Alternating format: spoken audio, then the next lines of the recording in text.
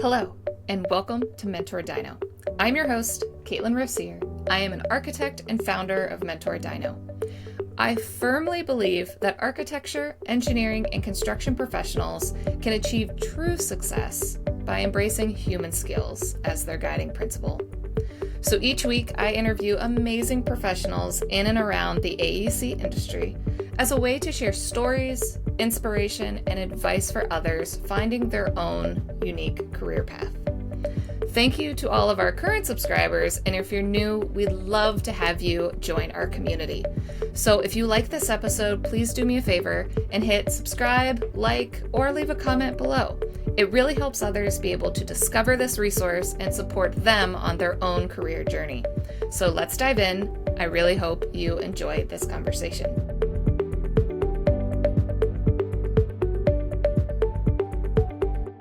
Hello, listeners, and welcome back to the MentorDINO podcast. I was thrilled to share 61 episodes in Season 1 and taking a small break before Season 2 begins.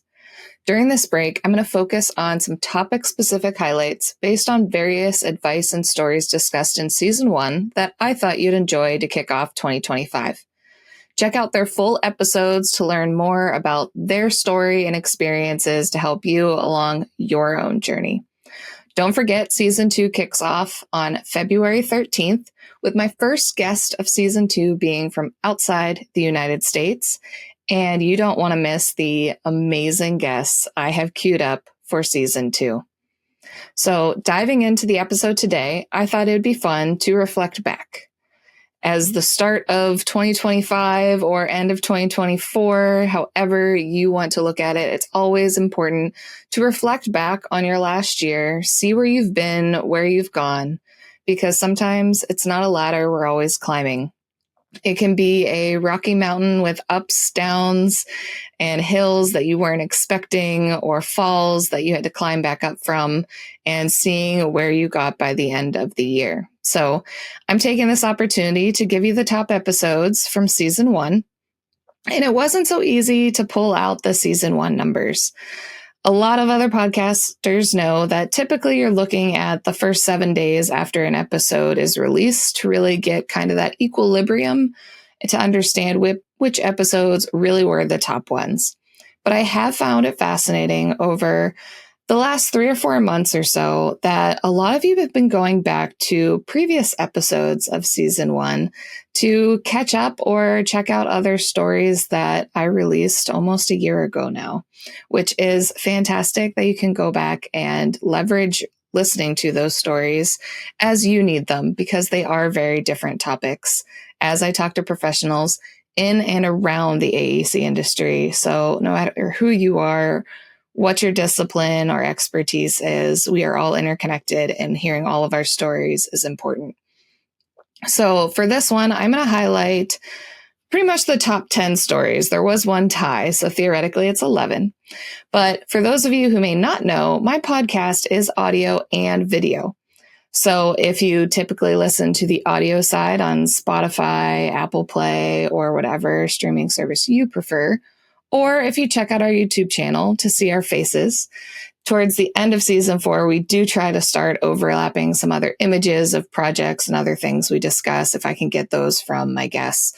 So sometimes the video version is helpful. And I always like seeing everybody's faces. So I know I'm a little bit more of one to listen to stories on YouTube, but I do a lot of driving. So I'm also listening to audio versions of my other favorite podcasters as well. So let's dive in. Obviously going to go in backwards order.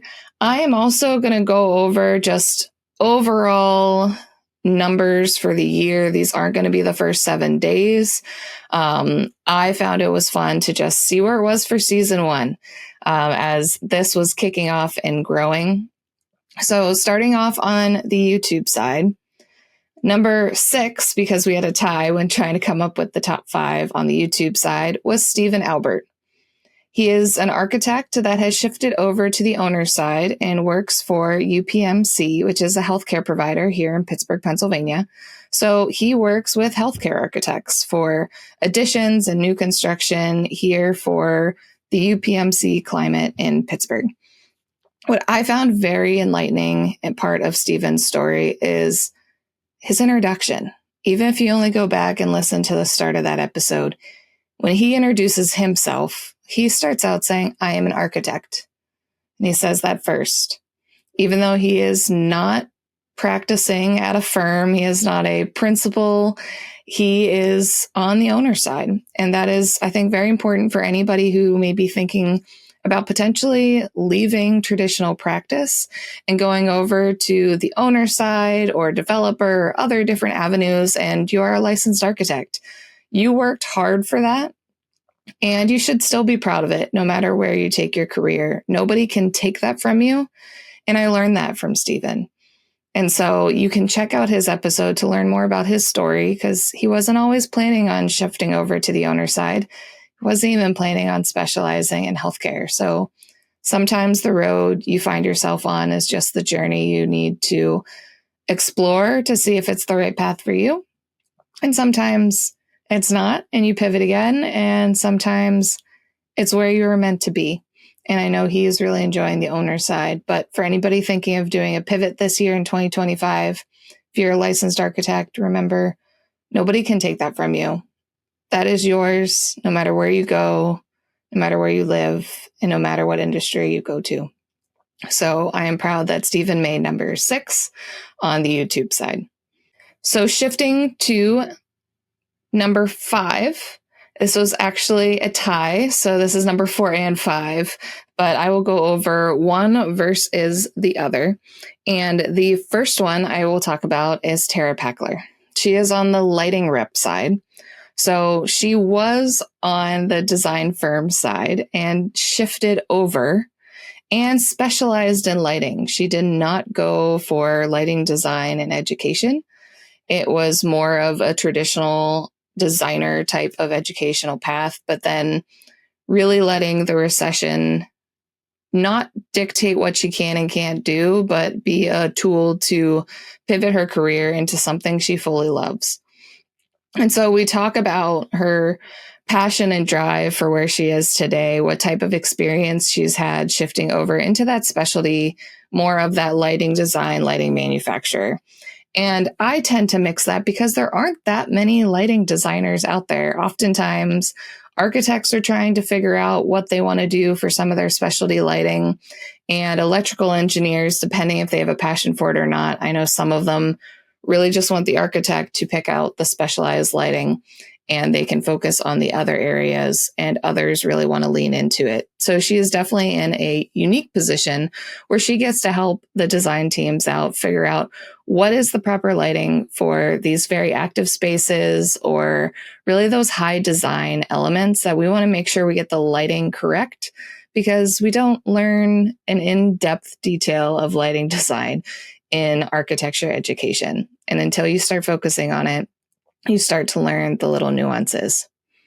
The other person that tied was Gus Bernal.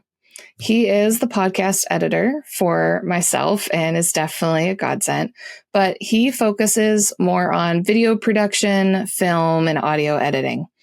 And he is not an architect, not an engineer. I met him through interviewing his wife, Alexandra, on one of my first episodes.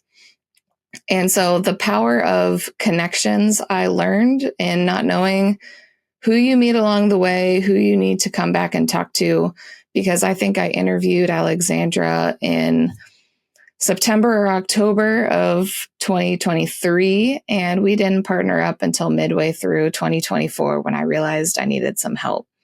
So we talk a little bit about those connections and how no matter what discipline you are or adjacent to the profession you are, who knows if you need a photographer or a different other specialist on your projects in the future or marketing expertise to come in to help you out on your firm growth, sharing stories.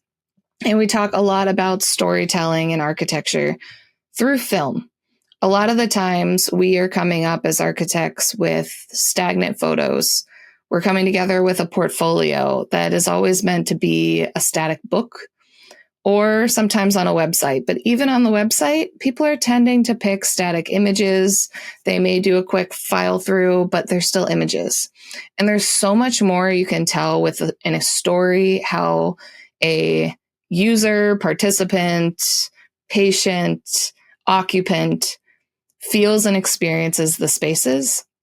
And there's so much more that we can do when looking at it through film. So we talk about opportunities architects and designers have by not only getting photographers to take pictures of final work, but what are the opportunities you have to tell a story in a little bit different of a way. So if you want to check out their episode, Gus is episode number 40, and Tara's episode is number 22. So feel free to go check out their episodes. For number 3 on the YouTube side, I am jumping over to Alyce Anderson. She was episode number 17, and she transitioned from superintendent to marketing entrepreneur. So we talk about a lot about being a female in the construction industry, what her experience was like on the construction side before she started to pivot over to marketing, and then starting her own business, where she helps more of the construction side, but all of the AEC industry on helping out with their proposals, brochures, and so on.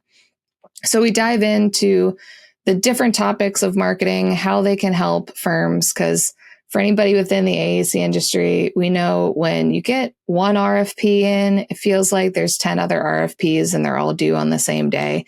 So it can really stretch your team thin.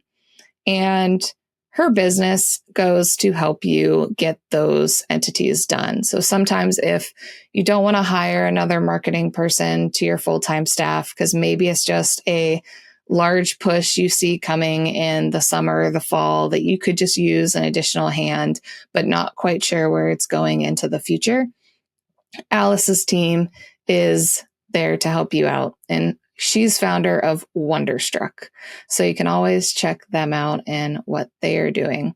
But Alyce and I also talked about starting your own business and how you always have to be crazy to start your own business, because now it's a whole nother set of risks, responsibilities, and especially diving in on your own. You never know where your next paycheck is coming from. But when you can see success and be able to see your business grow, it is a whole nother level of pride and ownership of your work. So if you're thinking about starting your own business, could use some help in marketing, or want to learn a little bit about pivoting out of the construction side, Alyce is a great professional to talk to. So I hope you guys enjoy going back and listening to episode number 17 with Alyce Anderson. Number 2 on YouTube. This one was Jesse Robinson Evans. So he is a construction estimator for Rycon here in the local Pittsburgh area. And Jesse and I had a great conversation on how he's pivoted his career. He didn't always start out in estimating. He was more of a project engineer route, testing out what he wanted to do and finding opportunities to pivot within the construction industry to find that right niche that worked for him. Just as architects find out their own niche, what they want to specialize in or focus on, the construction side is the same. There are different nuances with different roles. So we talk about the different roles on the construction side. We talk about estimating, talk about how COVID really threw things all for a loop on the estimation side and pricing, and talking about how we can improve ourselves as design teams to make sure that we're giving our construction estimators the best possible chance to estimate the project well. And not for the fact to make it easier for them to estimate, but to get all of those different estimates from various contractors closer together. You know, you put together a good set of drawings when the estimates come back all very close together, because you at least knew that you expressed your design intent clear, concise, and thorough. When you start having a big discrepancy in numbers, there's more and more questions. There's holes in your documents, and trying to get manufacturers and contractors to be able to estimate it correctly. They don't want to overestimate to cover them for any holes they've seen, but they don't want to underestimate, because then you're going to end up hitting issues in construction with change orders. Nobody wants to hit those. We want to have a good project and work together as a team. And we also talk a little bit on the trade side and having trade partners along the way on your journey. So if you're interested in Jesse's episode, you can go back and take a look at episode number 37, Life of a Construction Estimator. So his was fantastic and definitely one that exploded on YouTube that I was not expecting. So congratulations, Jesse, on number 2. And drum roll for number 1, it was Tara Labosky. She is a construction manager. She is architect by training and pivoted over to construction management and actually started her own business. I met her at the AIA National Conference where she talked about bringing construction management softwares and tools over into the design side, because we estimate our time very differently than how a contractor estimates their time for putting a building together.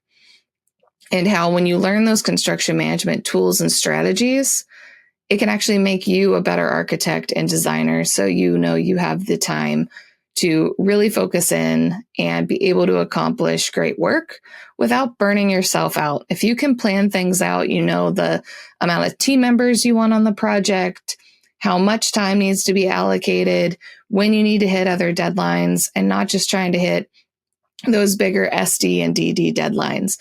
Creating those mini deadlines along the way creates a trigger effect to other things that can get accomplished. Just like in construction, there is a system for what needs to get installed first, second, and third, and the same thing happens on the design side. And so we need to start leveraging the tools our contracting teams have been using for years to help us on our side. So being more on the construction management side, though, she's more helping owners. She opened Luzerne Consulting, and she is over towards the eastern part of Pennsylvania. But it was very interesting to see that out of the YouTube side and being an architect, sharing stories, not one of these professionals is in practice. One of them is an architect. Well, 2 are architects, but everybody else currently for what they're doing is not actually architecture work within the traditional sense. So it was really interesting to see the top 5 on YouTube. And it's a very different story over on the audio side. So I'm going to flip over to the top 5 episodes on the audio side for anybody that listens over here. And on this side, it is just 5. I didn't have any ties, but our number 5 is Paul Steidl. And I actually met Paul when I was a summer intern. So it was great to see and catch up with Paul and see what he's up to, where he's living now, because he's not in Pittsburgh. And he actually went back for his master's degree after working full time for a short amount of time. So we talk about if you want to take a break between your bachelor's and master's, how to focus in, because whenever you start to work, you have that different sense of what you want to do once you start having a little bit of that firm experience to know what type of master's degree you want to go for and what you want to specialize in. I know I went a different route, just going straight into my master's, and you kind of take a shot in the dark on what you want to do without having much experience at all. So Paul Steidl is out towards the West Coast now, and he actually is co-founder of Build Casa. So he talks a lot about his journey working in architecture firms, starting his own company, which is a little bit different. And so they are working more on ADUs over in that area and trying to help landowners and housing owners to be able to leverage the sites that they have to build and help the housing crisis. And so there's still some design that he's doing, but he's really more focusing on that more real estate development type of niche, but then really focusing in on infill housing, historical contexts and typologies, and those ADUs. So if you're looking for help on learning about ADUs and the process, or could use his team's help, Build Casa is there for you. His episode is number 20, Architects Tackling the Housing Crisis with Paul Steidl. And so it was fantastic to catch up with him. Number 4 we actually flip over to the specification side. And this one is with my friend, Melody Fontenot. And she is out in Portland. And I met her through one of my local mentors. And she was fantastic to talk to. She is an architect and started to specialize in specifications within her own firms that she's worked for, but now has pivoted over as a specifications consultant at Conspectus, which is another great platform if you are looking for help on your projects to get projects done and out the door. Maybe your specifier is retired and nobody's really stepped into that position to help you on your specifications, or you're just looking for a new platform to host your specifications that can stay up to date. But Melody and I talk a lot about being on the specification side, the gaps of knowledge within the architecture and design team part of the industry, and being able that we can learn and understand all of these products and what we're going for so we can get better drawings and specifications out, how drawings and specs need to work together rather than against each other, some apples and oranges type of conversations to make sure you're really speccing something that are equals so you're not having issues in the field, and how to communicate between your team members, because communication is so important in the industry on every step of the way to make sure that you're putting in the drawing something that is the true design intent of the owner. So Melody was a fantastic person to have on the episode and has a lot of energy to help you in the AEC industry. And we also talk about CSI. So if you're looking for a way to connect with your local reps, get better at specifications, check out CSI and Melody's episode. And her episode is number 13, Let's Talk Architects Specializing in Specifications. So thank you, Melody, for being on the podcast.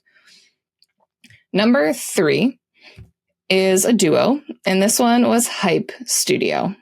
These guys were absolutely fantastic to talk to. I learned so much about starting your own business, what that structure looks like. So I talked to Justin and Mike, founders of Hype Studio, and starting a firm this time with a partnership in mind rather than a solopreneur. So if you flip through my episodes, you'll find a lot of firm owners, and we talk about firm ownership, starting the business. And this one, they have a little bit more of a different design flair and also coming in as a partnership. So they have worked together before. They work on high-end residential projects primarily, but we talk about the responsibilities within the studio, how you can find a partner to really balance you out. And it does take a lot of trust and collaboration, not only with your teams, but with the owners themselves.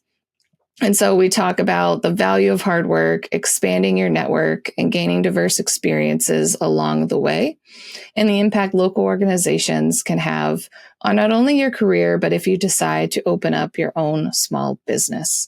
So Hype Studio is fantastic. And I also know from looking at the numbers, they were also the first episode where I got the most traffic from the most number of countries. So I don't recall all the number of countries that were on the list, but it was definitely over 10 different countries listening in to their episode. And I know they're coming from all different backgrounds. So thank you, Hype Studio, for getting the episode and MentorDINO out outside the United States and expanding the network. Number 2 on the podcast side was Chad Huller. And Chad Huller was episode number 53. So I do talk about in the beginning of this episode the importance of how big an episode can be very quickly, and I should be looking at numbers on just the first 7 days. So the fact that he is episode number 53 means he was a very recent episode and hasn't had that long bandwidth. So I'm excited to see where his episode goes in the future. But he is another firm owner that started more as a partnership, but I just interviewed Chad himself. He is principal at 10K Architecture. And starting out, his career was a little bit different. Or I should say starting out his firm was a little bit different because he actually stayed on board with his firm for a while starting out the new company. So it's a different way of approaching if you are going to leave the current firm you're with, because oftentimes you still really enjoy the principles of that firm. You enjoy the people you work with, and it's just taking on a new challenge. And how he was able to work more as a consultant for that firm to help them get some projects done and out the door while building up the legwork of starting 10K architecture. So if you're looking to start your own firm in 2025, Chad's story is also a great one to take a look at, because he gives those insights on transitioning into being a firm owner while also really focusing in on not burning those bridges and understanding that if somebody does want to leave your firm to start their own, to not take it personally, because a lot of people start their own firms to try things out and to support them, to help their network. So we talk about not burning bridges on both sides of the coin. But in this one, we do also talk a little bit more on the business of architecture side as well.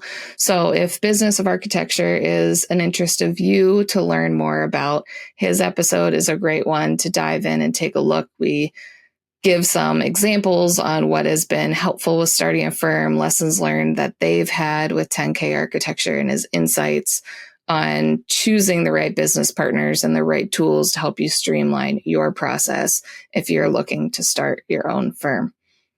So check out Chad's episode, again, number 53. And this one's called Trust is the Backbone of Every Architecture Practice with Chad Holler. And then drum roll leading into number one. Number one is Brenna Moore. She is the heavy equipment operator of season 1 and was so much fun to talk to. So Brenna's episode is number 30. We talk a lot about being on the trade side and gaps in the industry, not only in the AEC industry, but really diving into the trades and how it's a different type of gap we're going to be coming up on here in the future. And we talk about the National Association of Women in Construction. She also does a lot of work for SheBuild and is a huge proponent on LinkedIn. If you're not following her, you definitely need to follow her on LinkedIn. She gives some great insights, tips, advice, and it's just so much fun to listen to. And showing that the trades is a perfectly fine route to take your career. And I know it's only going to explode in the next coming years. So make sure that you are teaching your high school students all the different paths within the AEC industry and not just the architect engineering route from architects and engineers listening out there. But we do talk about the challenges and changes she has faced as being a female in a male-dominant industry. We also talk about the next generation coming into the trades, and sometimes that brute force nature that the trades are used to teaching isn't going to work anymore. So she gives a great example on how she was able to turn a young professional around so he has more pride in his work, shows up and is ready to go, whereas her male counterparts couldn't get that done. So if you're struggling with the next generation coming in, looking for a different way to approach teaching, education, and training, Brenna's episode is also a great resource for you as well. And I also had the opportunity to learn how to operate heavy equipment with Brenna. I took one of my vacations this year out to Seattle, which is generally where she is based out of. She is north of Seattle. But I was able to get on a job site with her and learn how to operate some of this heavy equipment.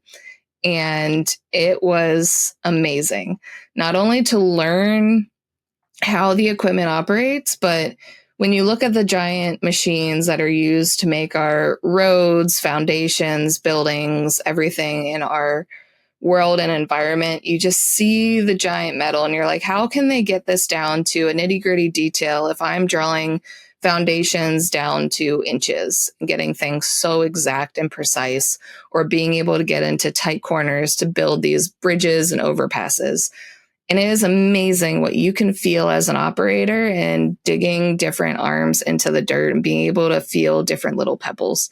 So it was an amazing experience, not only talking to Brenna in her episode, but also getting the opportunity to learn how to operate some of this machinery and see her teach her daughter how to operate and see the trades side of the industry as a very young girl still trying to figure out her path and where she's going to go. And I know she also recently launched her own business, so I will have to have her on again at some point to see what she's up to with that. But in the meantime, check out Brenna's episode number 30, What If You Could Be Behind the Wheel of This, with Brenna Moore. And follow her on LinkedIn to help advocate for women and men in the trades to help build up that side of our industry and learn more about her business that she just started. So I know I'm curious and going to be following along. But those were the top 11-ish episodes of the year when I was trying to come up with my top 10. But if you're looking something to listen to, these were amazing episodes, and I have so much more as we've had 61 episodes in season 1, and this is just a small little slice. So hopefully I can see you in my upcoming episodes. Again, I'm going to break out into a little bit more focused areas while we're on this break, so you can reflect back and check out some of the people that I got to meet over 2024 for the most part, since I started the podcast in November 2023. But go back and check out some of these episodes, and I cannot wait to see you when season 2 kicks off on February 13th. And I have some amazing professionals I've already started interviewing for season 2. So I can't wait to see you over there, and hope you guys have a fantastic day and start to 2025. I hope you enjoyed our discussion today. Learn some advice to take with you and see how our industry is all tied together to create the world around us. Check out the description below for any links or resources we discussed. If you liked the episode, please do me a favor and hit the subscribe button. Give me a thumbs up and leave a comment below. It really helps others be able to discover this resource and support finding that career path that best works for them. If you know someone that has inspired your own career that you'd like me to interview, let me know in the comments below, or you can reach out to me via my website or LinkedIn. I'd be happy to share their story or your own. Thank you again, and I cannot wait for the next career story I get to share with you next week.